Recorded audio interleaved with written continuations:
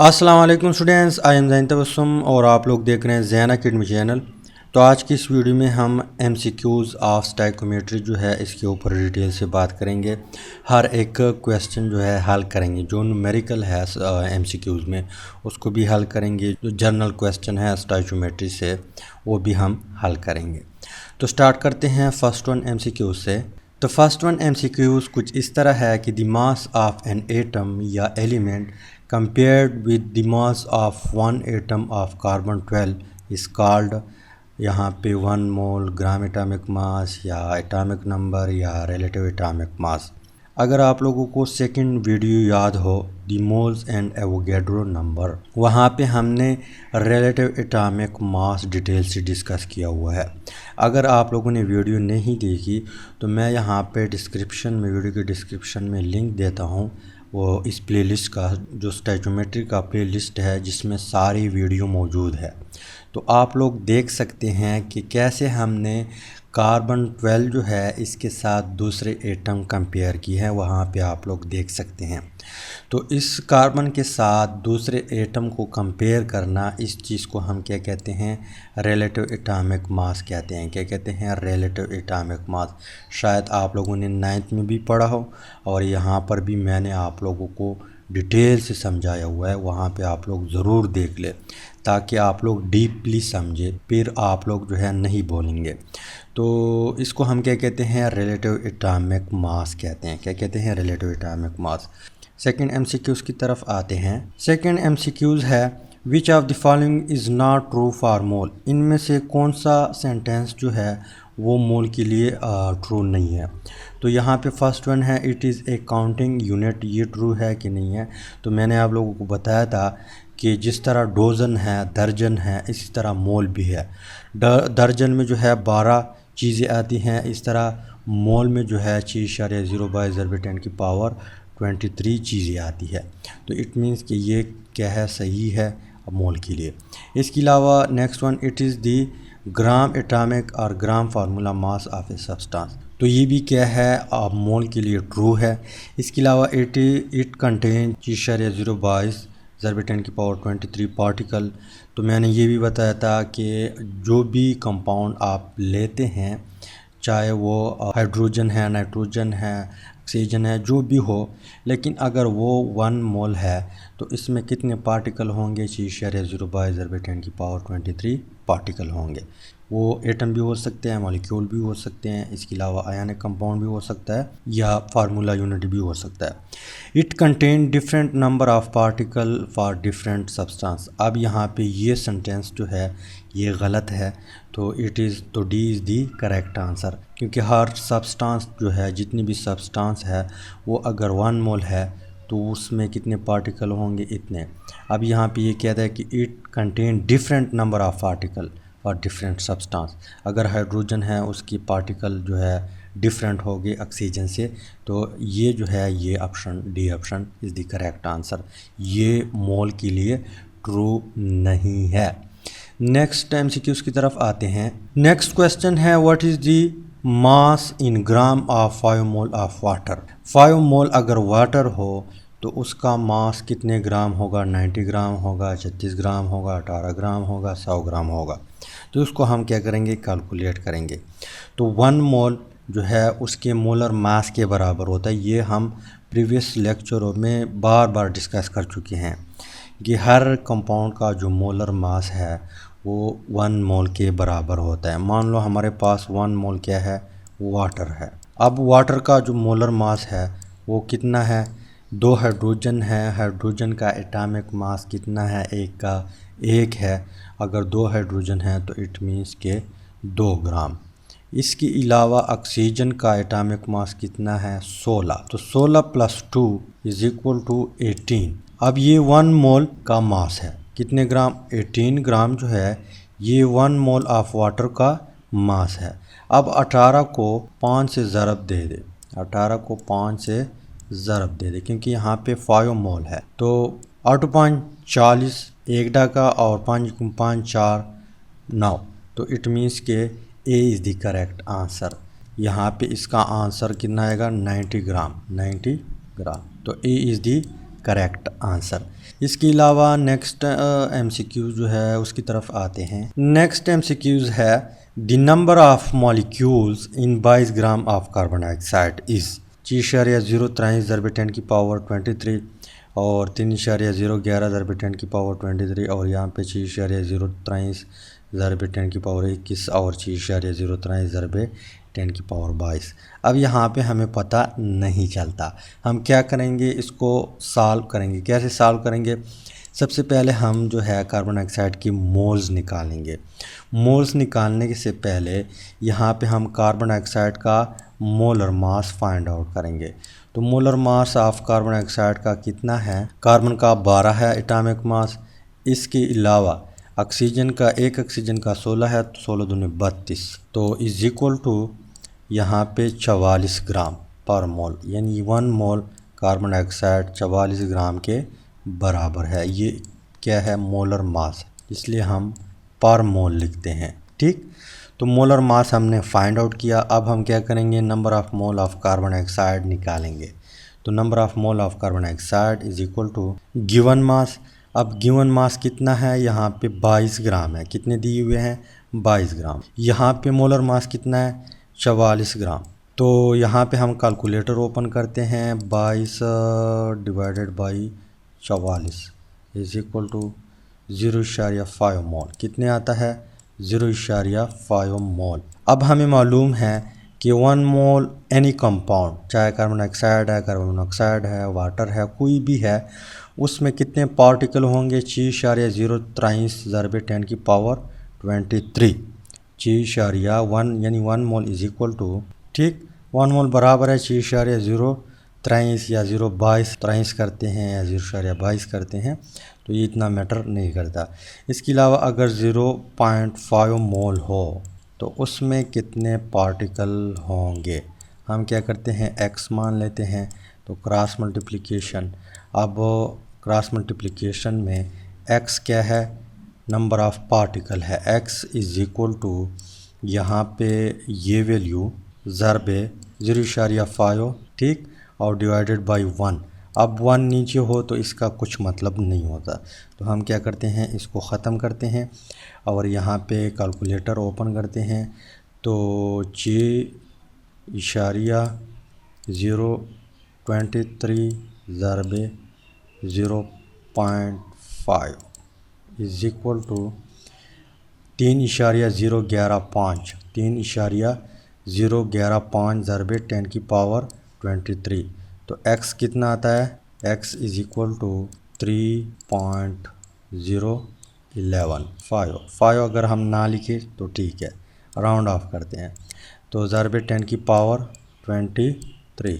अब यहाँ पे हम जो ऑप्शन है वहाँ पे देखते हैं, तो 0.3.011 ज़रब, तो B is the correct answer. B is a correct answer.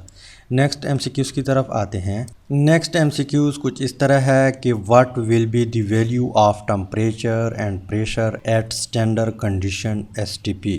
अब STP जो है या स्टैंडर्ड कंडीशन, ये मैंने आप लोगों को बताया था कि स्टैंडर्ड कंडीशन या STP क्या है। यहाँ पे 0 डिग्री सेंटीग्रेड, 0 डिग्री सेंटीग्रेड। अब ये टेम्परेचर कितना होगा? 0 डिग्री सेंटीग्रेड।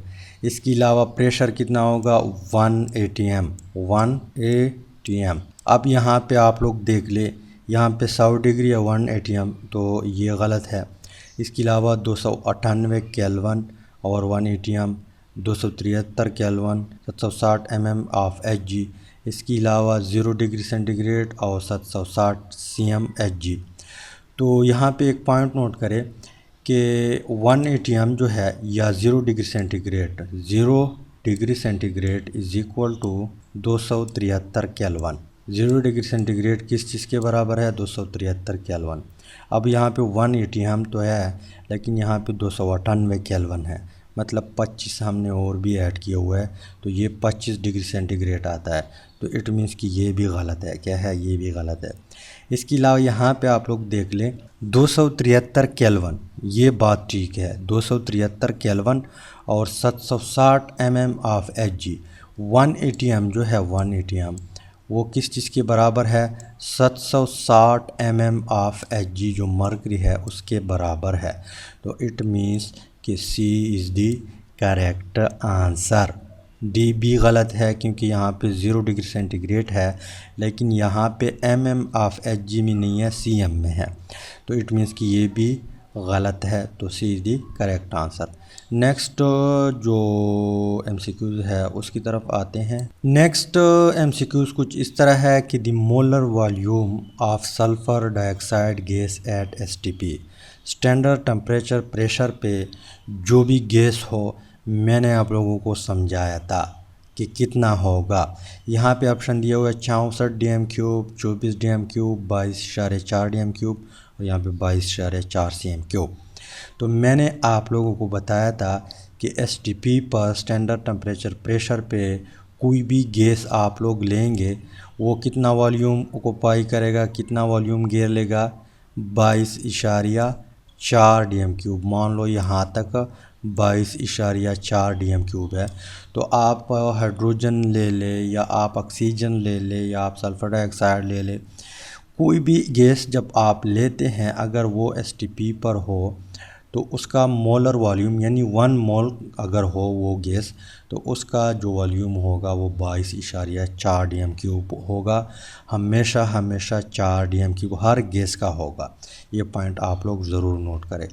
इसके बाद जो नेक्स्ट MCQs है उसकी तरफ आते हैं। नेक्स्ट जो MCQs है वो कुछ इस तरह है कि the percentage of calcium in calcium carbonate is, यहाँ पे जो कंपाउंड है इसमें कैल्शियम मौजूद है, अब ये कितने % मौजूद है। अब इसके ऊपर हम ऑलरेडी डिटेल से भी वीडियो बना चुके हैं, प्लेलिस्ट में आप लोग चेक करें और डिटेल से भी आप लोग सीख सकते हैं। लेकिन यहाँ पे मैं आप लोगों को बता दूँ कि सबसे पहले आप लोगों ने molar mass of calcium carbonate जो है उसको निकालना है। तो molar mass of calcium carbonate is equal to calcium का एटॉमिक मास कितना है? 40 प्लस एक कार्बन है और कार्बन का एटॉमिक मास कितना है? 12 प्लस 3 ऑक्सीजन है, एक ऑक्सीजन का 16 है, 3 का कितना होगा? 48 होगा, 16 3 43। अब इसको आप लोग जमा कर दे तो 8 और 2 10 और 2 0 10 यानी 10 एक डगा, इसके अलावा 4 और 1 5 और 4 9 और 1 10। तो यहाँ पे 100 ग्राम आता है। कितने ग्राम? 100 ग्राम।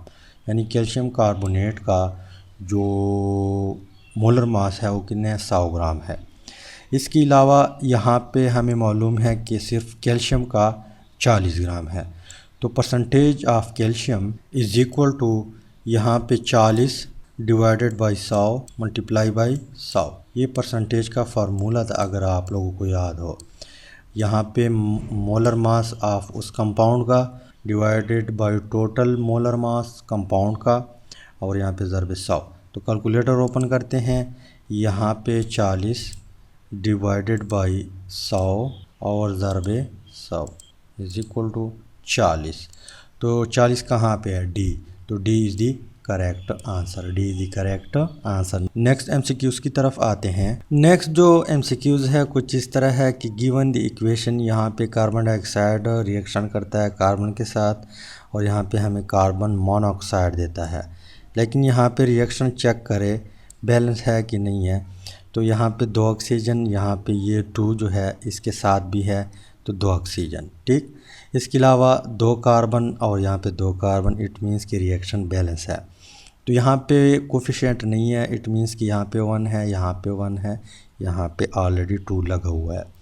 तो 1 मोल कार्बन डाइऑक्साइड रिएक्शन करता है 1 मोल कार्बन के साथ, तो रिज़ल्ट में हमें 2 मोल कार्बन मोनोऑक्साइड मिलता है।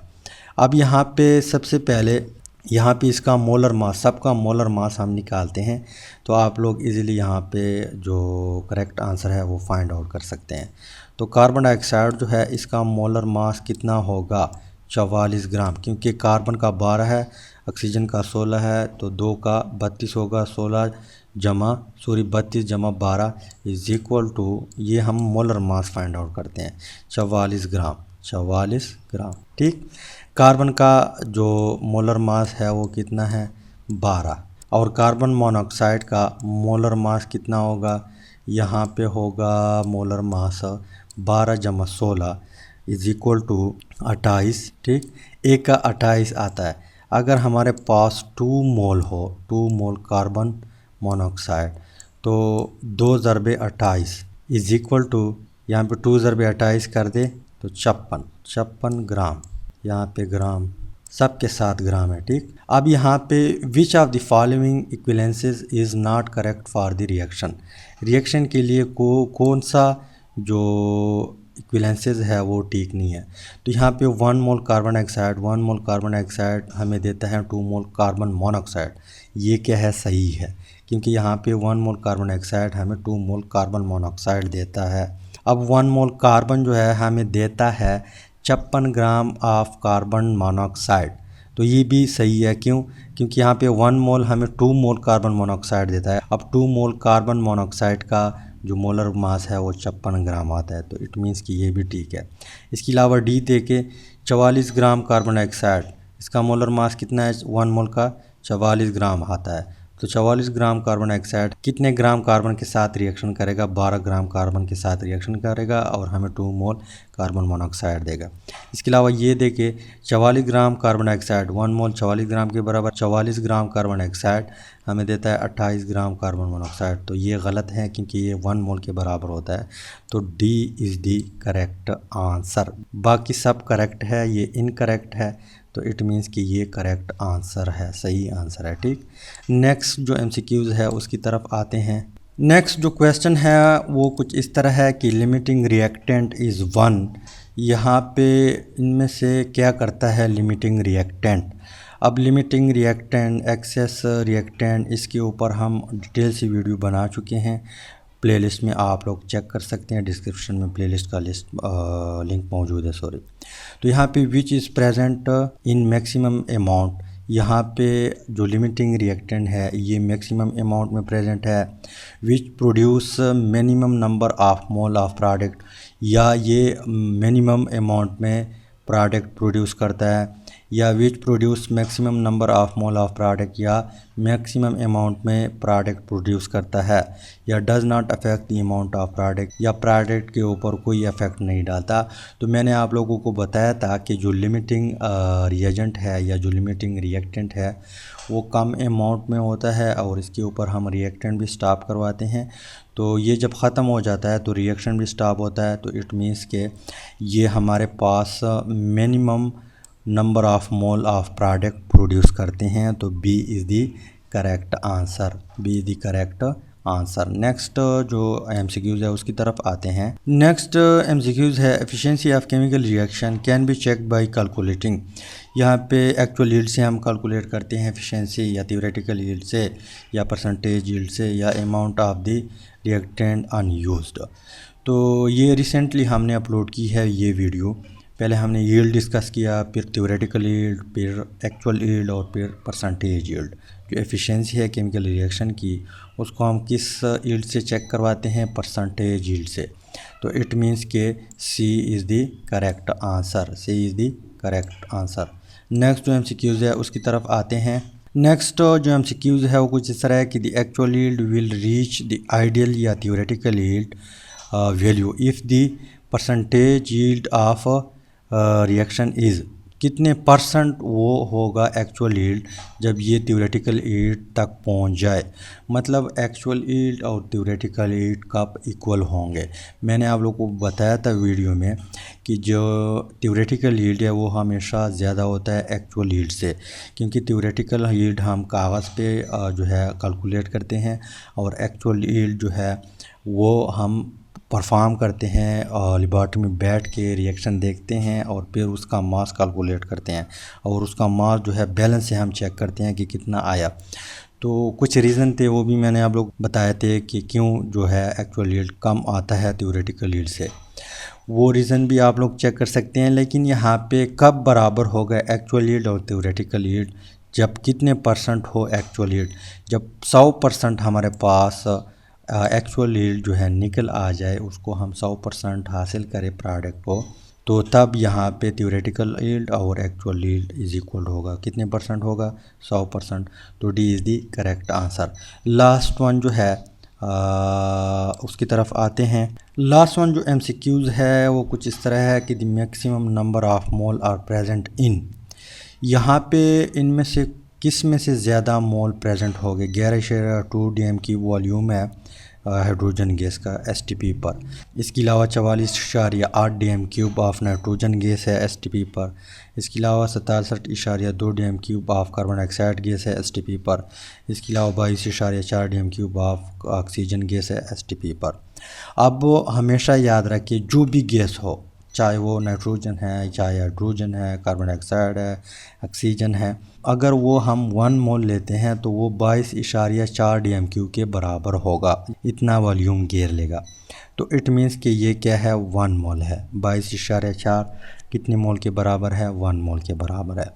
इसके अलावा 11.2 जो है ये 22.4 के हाफ है। तो इट मीन्स कि ये हाइड्रोजन गैस जो है इसके 0.5 मोल है। ठीक, ऑक्सीजन के कितने हैं, 1 मोल है। इसके अलावा ये 22.4 का डबल है। तो इट मीन्स कि नाइट्रोजन के कितने मोल है, 2 मोल है। और यहाँ पे ये ट्रिपल है, 22.4 जमा 22.4 जमा 22.4 67.2 आता है। तो इट मीन्स कि ये 3 मोल है। अब यहाँ पे 3 मोल है, यहाँ पे 2 मोल है, यहाँ पे 1 मोल है, यहाँ पे 0.5 मोल है। तो इट मीन्स के यहाँ पे C is the correct answer, C is the correct answer. तो यहाँ पे हम वीडियो ख़त्म करते हैं। MCQs हमने सारे डिस्कस किए। उम्मीद करता हूँ वीडियो की समझ आई होगी। अगर समझ आई है वीडियो को लाइक करें, शेयर करें, चैनल को सब्सक्राइब करें, ताकि आप लोगों को हर आने वाली नई वीडियो की अपडेट जो है वो मिल सके और आप लोगों को भी फ़ायदा हो, मुझे भी फ़ायदा हो। Finally thanks for watching.